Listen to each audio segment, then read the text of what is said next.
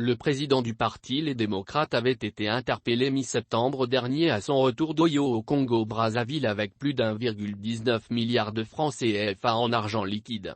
Guinzoubane Dama a comparu mardi 18 octobre devant le tribunal de première instance de Franceville. Dans le cadre de cette première procédure, l'ex-président de l'Assemblée nationale est poursuivi pour transport de marchandises prohibées et de contrebande. Le 17 septembre dernier, il avait été interpellé à la frontière, de retour du Congo-Brazzaville, avec 1,19 milliard d'argent liquide, en coupure de 10 000 FECFA, disposés dans 3 valises à l'arrière d'un pick-up. Durant sa garde à vue, M. Zoubane Dama a été incapable de fournir la moindre explication. Ni aux policiers, ni au juge qui l'a finalement inculpé. Un mois plus tard, la mémoire semble lui être revenue. À moins que ce ne soit l'imagination, avec l'aide probablement de ses 3 avocats, M. Lubin Antoutoum, le bâtonnier de l'ordre des avocats du Gabon, M. Cédric Maguissé et M. Martial Loundou. Un terrain de 9000 m² vendu en liquide et sans acte notarié. Devant le juge, le président des démocrates a expliqué de manière alambiquée qu'il s'agissait du fruit de la vente d'un terrain de 9000 m² à Pointe-Noire, au Congo. Si tel était le cas, pourquoi ne pas avoir déclaré cette somme ni au Congo-Brazzaville ni au Gabon?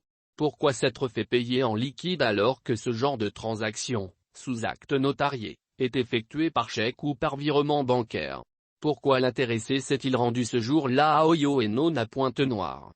Et surtout, pourquoi n'avoir produit aucun acte notarié attestant de la vente, s'interroge, faussement circonspecte, une source judiciaire qui estime peu crédible de telles explications. Pour dire le fond de ma pensée, c'est abracadabrantesque. Un point de vue, semble-t-il, partagé par le procureur de la République qui a requis contre M. Zoubane Dama 6 mois d'emprisonnement avec sursis et de 2,380 millions de francs d'amende, correspondant à 2 fois le montant de la valeur saisie lors de l'infraction.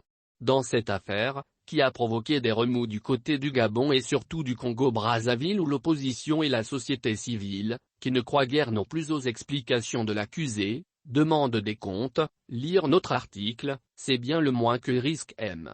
Zoubane Dama. Une seconde procédure a été ouverte contre lui, à Libreville cette fois-ci, devant la Cour criminelle spéciale pour blanchiment de capitaux et intelligence avec une puissance étrangère. L'ex-président de l'Assemblée nationale risque la prison ferme et une amende d'un montant bien supérieur. Par surcroît, il risque la privation de ses droits civiques.